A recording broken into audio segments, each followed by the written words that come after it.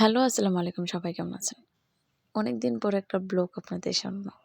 তো আজ ছুটির দিন। ছুটির দিন কত কাজ ঘর-দোরের অবস্থা কি সকাল, সকাল কাপড়-চোপড় ধুইয়া নিজেকে ফ্রেশ হয়ে রোজা রমজানের দিন সব কাজ-কাম শুরু করলাম। তো ছুটির দিন একটা দিন বাড়ি থাকলে নানান কাজ থাকে। তো আজকে যাবো একটু ননাসের বাড়ি। তো এইদিকে আমি এই যে কাপড়-চোপড় বাইরে নেড়ে দিলাম।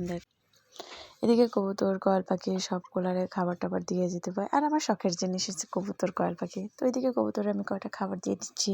কারণ যাবো এত দূর, আসবো সেই বিকালবেলা। তো ওইদিকে আমার কোয়েল পাখি অনেকগুলোই ডিম দিছে, বাট ৩টা ডিম দেয়, একটা ছেলে।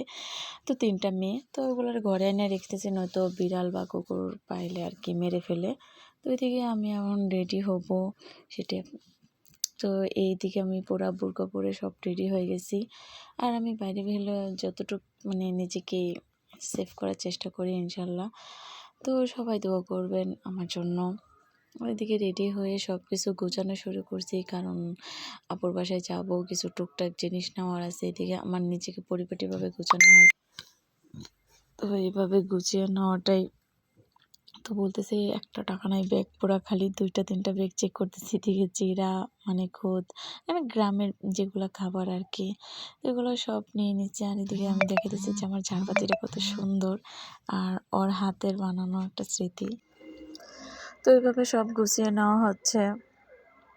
গুছিয়ে নেওয়ার সময় তো আপনারা সবাই কেমন আছেন অবশ্যই বলে যাবেন, কারণ এতদিন পরে ব্লগ সবার খোঁজখবর নেওয়া হচ্ছে, লাইভে ঢোকা হয় না, ব্লগ দেওয়া হয় না। অনেক দিন পর আজকে ব্লগ দিলাম, হয়ে যাওয়ার পর অনেক দিন পর। কারণ হয়ে যাওয়ার পর মন মানসিকতা ওরকম ভালো ছিল না, তাই ওভাবে ব্লগ টুলগ বানাইতাম না। পেজ অনেকটাই ডেম হয়ে গেছে ব্লগ না দেওয়া পর্যন্ত। এর মধ্যে আমার আম্মু আসছিল, এসে আমাকে কিছু টুকিটাকি দিয়ে গেছে।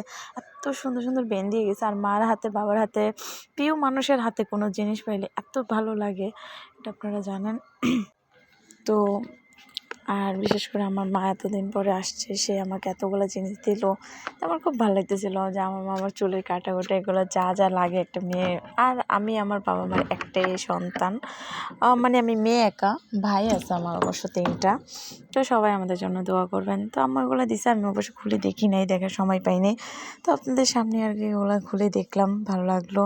তো এদিকে আমি রেডি হয়ে গেছি। আমার বোরকাটা কেমন অবশ্যই কিন্তু জানাবেন। আর বোরকাটা হচ্ছে বোনের কাছ থেকে নেওয়া।